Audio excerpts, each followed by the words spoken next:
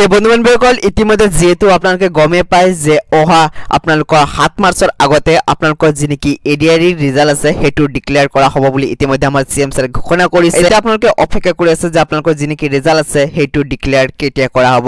আৰু বন্ধুবান্ধৱীসকল বহুতে ইয়াতে ভিডিও বনাইছে যে নটিচ প্ৰকাশ পাইছে ইমান তাৰিখে আপোনালোকৰ যি নেকি ৰিজাল্ট আছে হেতু প্ৰকাশ পাব বুলি। তে চাক সকলোখিনি আজিৰ এই ভিডিওটোৰ যোগেদি মই অফিচিয়েল ৱেবছাইটত ভিজিট কৰি কিনে আপোনালোকক প্ৰুফ সহকাৰে দেখাই দিম।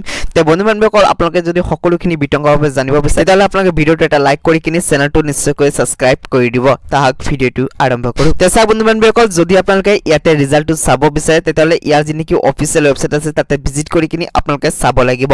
এতিয়া চাক প্ৰথমতে আপোনালোকক নটিচৰ কথা কৈ দিওঁ। তে চাক বন্ধুসকল ইয়াতে আপোনালোকৰ যি নেকি লাষ্ট নটিচ প্ৰকাশ পাইছিল এইটো পাইছিল আপোনালোকৰ 7/10/2024 ইয়াৰ পিছত কিন্তু বন্ধুসকল বৰ্তমানলৈকে কোনো ধৰণৰ ইয়াতে আপডেট অহা নাই বা কোনো ধৰণৰ ইয়াতে নটিচ প্ৰকাশ পোৱা নাই। কিন্তু আমাৰ সিএম স্যাৰে যেহেতু কৈছে 7 তাৰিখৰ আগতে আপোনালোকৰ ৰিজাল্টখন ডিক্লেয়াৰ কৰা হ'ব। আৰু বন্ধুবান্ধৱীসকল আজি হৈছে আপোনালোকৰ 2 তাৰিখ আৰু আজি আপোনালোকৰ ৰিজাল্টখন মুকলি কৰিব নেকি। তে চাক বন্ধুসকল আজি আপোনালোকৰ কোনো ধৰণৰ ৰিজাল্ট মুকলি নকৰে যেহেতু আজি হৈছে দেওবাৰ সেইকাৰণে আপোনালোকৰ কোনো ধৰণৰ ৰিজাল্ট মুকলি নকৰে।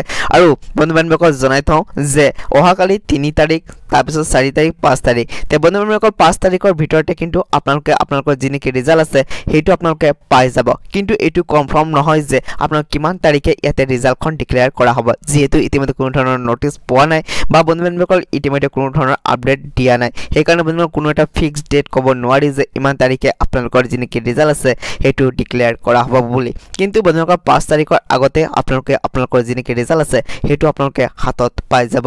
তে বন্ধুসকল পৰৱৰ্তী আপডেট কেইটা যদি আপোনালোকে এই ধৰণে পাই থাকিব আমাৰ এই চেনেলটো সাবস্ক্ৰাইব কৰি কিনি কাষত যি আপোনালোকে বেল আইকন আছে তাতে প্ৰেছ কৰি অলপ সিলেক্ট কৰি ৰাখিব। তে বন্ধুসকল আজিৰ এই ভিডিওটো ইমানে আছিল। ব্লগ আজিৰ এই ভিডিওটো ইয়াতে সমাপ্ত কৰো।